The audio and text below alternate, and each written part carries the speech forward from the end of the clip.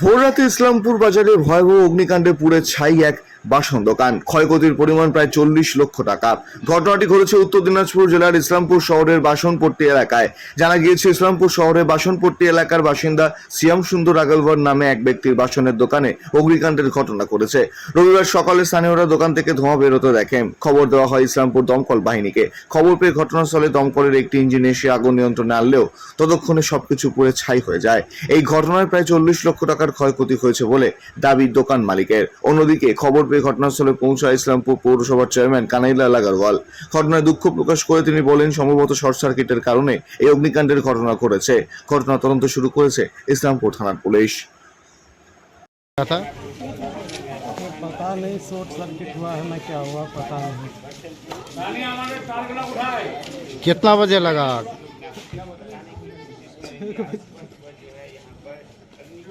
6 बजे सुबह। अच्छा, शॉर्ट सर्किट से लगा। सुबह क्या दमकल आया था? कै ठो? एक ठो दमकल आया था। तो अनुमानिक कितना रुपया का नुकसान हुआ है? मोटा 40 लाख रुपए का नुकसान। 40 लाख। किस तरह से आग लगा है, कुछ पता चला? पता नहीं शॉर्ट सर्किट हुआ ना क्या हुआ, इसी तरह कुछ हुआ होगा। कितना बजे आप लोग जान पाए? हम लोग 7 बजे करीब सुबह 7 बजे। किस तरह से जान पाए कि आग लगा है? हम लोग को यहाँ बगल वाला भैया को बताया, तब हम लोग आए।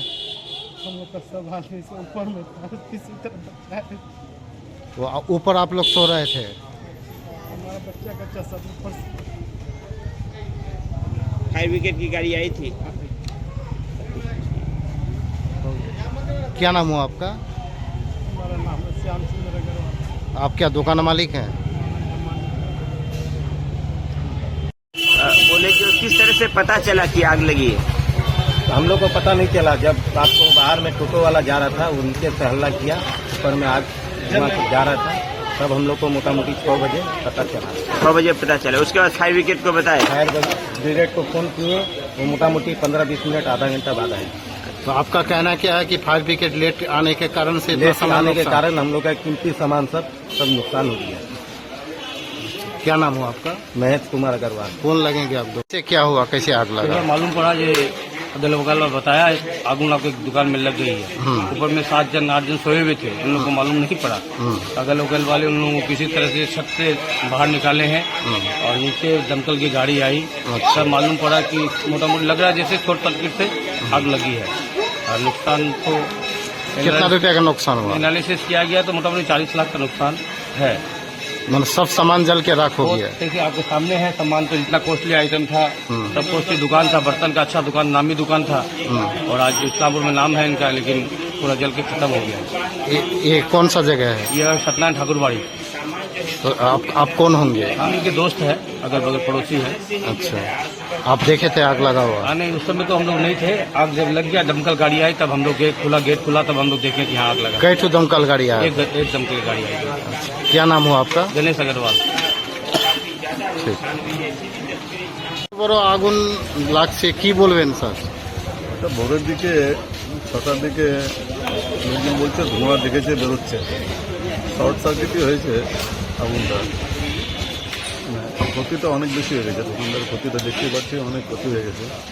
এরা উপরে ছিল, উপর থেকে বেরোতেও অনেক কষ্ট হয়েছে। শাটার আছে, শাটারও ইলেকট্রিফাইড হয়ে গেছে। শাটারেও কেউ হাত দিতে পারছে না, কেন ওখানে ইলেকট্রিফিকেশন হয়ে গেছে।